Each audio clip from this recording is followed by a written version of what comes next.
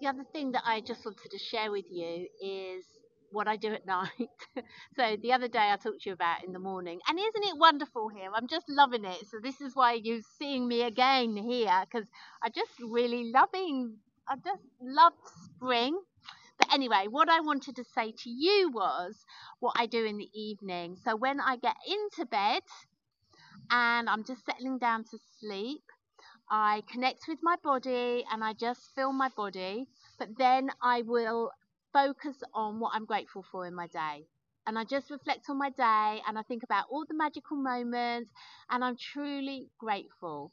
I feel it in my heart, I feel it in my entire body, and I'm just really grateful for everything that's shown up because everything is a lesson. The challenges, they're lessons. The great times, they're great. And I'm just truly grateful for everything in my day.